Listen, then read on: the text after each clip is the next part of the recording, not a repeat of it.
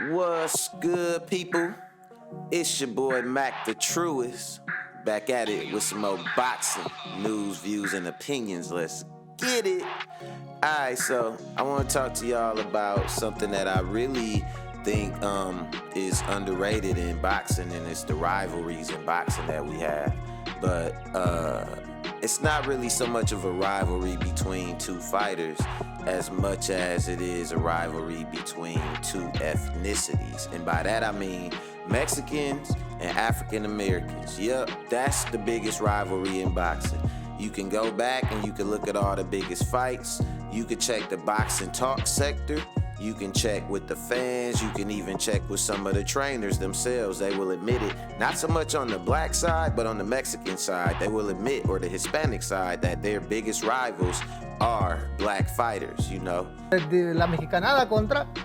Mira, yo pienso que nosotros, al menos aquí nosotros en el gimnasio, y miro también, ahorita hay mucho europeo, mucho ruso le decimos, aunque son de diferentes países, pero decimos los rusos, y Joel tiene ahorita mucho de eso ahí en su gimnasio, mucho ruso en su gimnasio, y quizá podemos decir, puede haber esa rivalidad, pero yo pienso que nosotros somos siempre sido contra los morenos.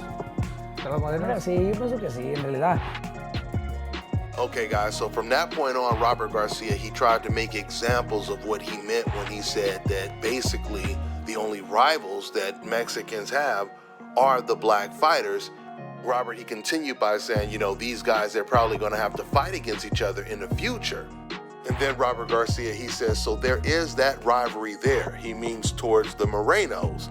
Then he says, not because I hate them or I don't like them, end quote. A lot of it goes back. You've heard me refer to this concept that I have over here in Macworld called the black fight, where every Hispanic fighter has a black fighter that they position themselves adjacent to, and that's supposed to be their quote-unquote rival, and everything is supposed to be leading up to that fight. The thing is, I feel like for a while now in boxing, since the concept of the Great White Hope kind of fell to the side, we've had that replaced with like the Hispanic fighters being gatekeepers for black fighters. So I'll give you an example. When you see a black champion on top, he's expected to fight everybody. Anybody that calls him out, he needs to fight him. When you see a Hispanic champion on top, you have to earn them. What have you done to earn the fight? Earning the fight could be anything that they say it is to make you jump through that hoop. So they could say that earning the fight is based on your popularity. Oh, who are you? Nobody knows you. Why should you get a fight? But then if you are well known, it could be, oh, who have you beat? Why should you get a fight? People know who you are, but you haven't fought anybody. So then it's like, damn, is it based on my merits as a boxer, or is it based on my popularity? But the truth is, it's whatever it needs to be to hold you back. It could be, oh, you disrespected me at some point in time, so I'm gonna making a fight with you a personal matter instead of a matter of the sport. It could be anything, but to say the least, the black fighter has to earn the fight. And you see that perpetuated. And I would say it goes outside of just Hispanic fighters, but it's always toward black fighters. They always have to quote unquote earn a fight. It's always questioned, what have they done to earn it? But when the black champion, like I said, is on top, nothing is done. So let's get into this situation where I say the biggest rivalry in the sport is between Mexican and black fighters. We have had a big push to put a lot of Hispanic fighters in the forefront. They have people like, they have ESPN and Golden Boy's relationship, and ESPN is a major sports broadcaster. They tend to criticize the black fighting style, which is a more cerebral, more hit and not get hit, more of a thinking fighting style. They tend to criticize it as being boring, or they talk about black fighters. These are ways they could say the N-word without saying it. They say pillow fist. They say boring. They say runner.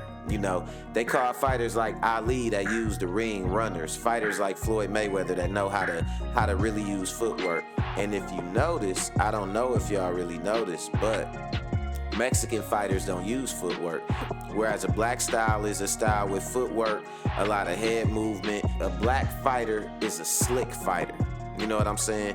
A Mexican fighter, they call it the warrior. They say they're warriors, but in my opinion, the type of what they call a warrior boxing style, the rock'em sock'em robot, sit there and get hit in the pocket, phone booth.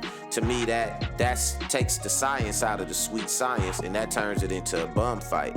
So a lot of people, they say, when they see their favorite fighter losing and they're losing to a black fighter, this fight is boring, it's boring. Or if the black fighter is not knocking them out, pillow fist. So you always see they criticize those specific things with black fighters, and I prove to you it's racial because you've never seen, you could look at the knockout percentages of Hispanic fighters or whatever, and if it's the same as a black fighter, they still will never be referred to as pillow fisted.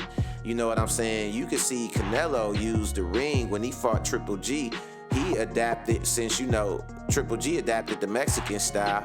What did Canelo do? He adapted the black style of fighting, the slick style of fighting, a lot of head movement, the most footwork I ever seen Canelo move, and it was beautiful. I feel like the best display of boxing, one of the best displays of boxing I've seen, of pure boxing, and one of the best displays I've seen by a Mexican fighter, which at the time I called the flat-footed style, fully evolved, was Canelo when he boxed Triple G. Boxed his ears off, you know what I'm saying, in that second fight. A lot of movement. I said, this is the Canelo I want to see. You know what I'm saying? But because he fight like a little too heavy for me, a little too heavy on his feet.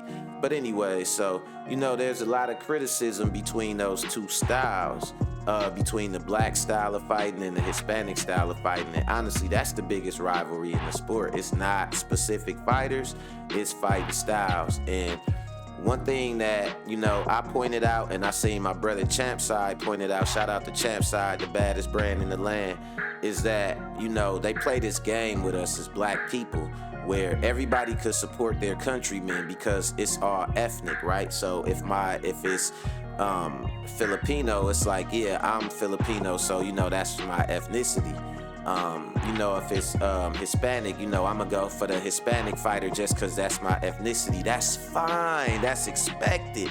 But when you say I'm black and I'm going for the black fighter, that's racist because black is a race, not an ethnicity. Oh my God! Wow! And that's how they get us. Every time I hear them say, Viva Mexico, and whenever it come to a black fight and they turn it into a Mexican thing or whatever, that lets you know it's going racial. And another thing that lets you know boxing is racial is that Canelo said he's not even fighting any other Mexican fighters. You know what I'm saying? So right there, he turned it racial. And him being, quote unquote, the biggest fighter in the sport, saying he's not fighting any other fighters of his ethnicity, right there, he made boxing racial. But nobody's gonna talk about that, though. We gonna dance around it. And we gonna dance around the fact that if a black fighter, let's say Floyd Mayweather said, I'm not fighting no other black fighters, man, he would be investigated, stripped, everything. It would be over for him if he said that. They would say he need to be investigated, and they would probably say he need to be criminally prosecuted. And you know who would say it? Hispanic fighters. It would be De La Hoya. Yeah, Floyd Mayweather doesn't want to fight any other black fighters. I don't know why he's making it all about race. You know what I'm saying? Then you see Ryan talking about you can call, yeah, man, you could call Obama up, man. Yeah, you could even call Obama, man. I'm finna roast. My next video is gonna be roasting Ryan. The fact that he a 25-year-old man that could grow a full beard, but he choose to shave his beard, wear makeup, and dress like Pinocchio, all to keep a teen fan base. It's kind of creepy when you think about it, but we gonna get into that because black people are thugs and we all this and that, so we gonna dissect some other people on my channel over in Mac World, because what's good for the motherfucking goose is good for the gander, you know? But that's all I got for y'all today, man. Just a little pop-off, little light pop-off and shit. And remember, you can play games, but you can't play boxing. I'm gone, y'all.